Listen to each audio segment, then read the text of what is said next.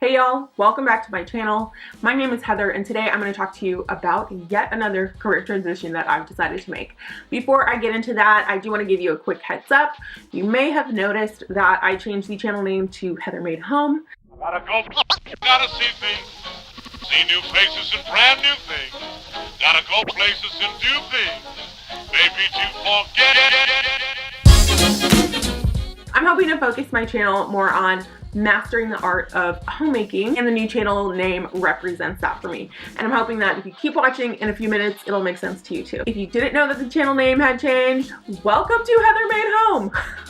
I'm guessing it's your first time here. I'll be using this channel to document my career transition and to show you how I'm using what I'm learning to turn my own houses into homes. So I just enrolled in an online interior decorating course and I am super excited about it. I've been a stay-at-home mom for about 3 years. I have 2 adorable kids, if I do say so myself. They're both in school full-time right now, so I have started to think about if I want to go back to work, and if I do, what that would look like for me. I even started applying to jobs in the field that I used to work in before I started a business back in 2016, but even just the application process was draining and I kept getting flashbacks to sitting in my car trying to talk myself into going into work every day. So I figured I would not go down that path. That would surely lead to the slow, painful death of my soul. During that same time, I started working on fixing up my dollhouse that my grandfather built for me about 25 years ago, and I'm still really enjoying that project. I've always been interested in interior decorating and design, but I never really considered it as a career choice. But my husband and I have had this dream since we were in college to become real estate moguls.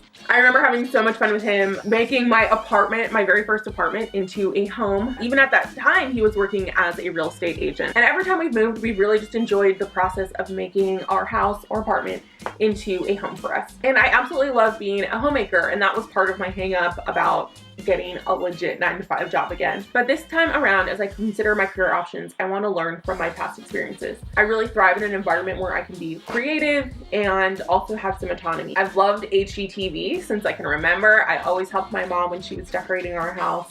Love going to just see houses, home stores, fabric shops. Oh my gosh, all of those things are my favorite things, and they're things that I do anyway, even though I don't get paid to do it right now. I'm always tweaking the design of our home so that it reflects more and more who we are. So interior design seemed like a perfect fit.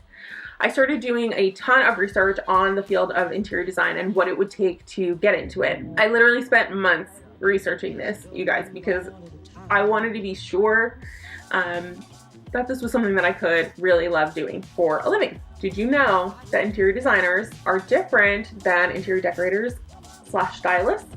No? Welcome to the club. I had no idea until I started researching the field that there was a real difference in those two titles. They may do a lot of the same things, but an interior designer is someone who can really plan the space. So they can move walls and plumbing, and they can also do a lighting plan. They can do the decor. A licensed interior designer also has a degree in interior design, whether it's a bachelor's or a master's degree, and a certain number of work hours underneath a licensed designer. So it is a regulated field. You do have to have a degree. You do have to get a license if you want to call yourself an interior designer. Now, an interior decorator, on the other hand, is really concerned with the aesthetics of the space. They are decorating the space. An interior decorator isn't going to be able to move walls or submit plans to the city and things like that unless they're working with a licensed architect or contractor who's able to do those things. You could, being self-taught, just start calling yourself an interior decorator and doing that work. And some people are naturally talented and can really do that well. I think I do have an affinity for design, but I really like to get a basic foundation of knowledge in anything that I'm trying to pursue so that I will have the right tools to be successful. Now, at first, when I was looking at these different options of getting into the field of interior design and decorating, I was like, yes, I'm totally gonna be a designer. And then I remembered that I've already been to college twice, and I'm not really trying to go back for another 2 to 4 years. So here's what I have decided to do in order to get into that field. So I'm taking the path of least resistance that gets me into the field ASAP. For me, that means doing an online course and potentially trying to find a job as a design assistant. Going to school online saves me a ton of money and a ton of time, and will give me enough of a foundation to start working in the field. The second thing is it's going to allow me to build a portfolio of work. So being that I have no experience in interior decorating, I need to be able to show people that I can do what I say I can do. Through the assignments in the classes and applying what I'm learning to my own home, my dollhouse, a vacation home that we're building, I will be able to show people what my design potential is, and hopefully that will help me break into the field. The third thing that it allows me to do is connect with people in the industry, whether it's other students who are also in the course to learn about interior decorating, or whether it's connecting with instructors and tutors who are already in the field. I think it's a really important part of career development is to network with other people in your field. People that are successful in any career that they build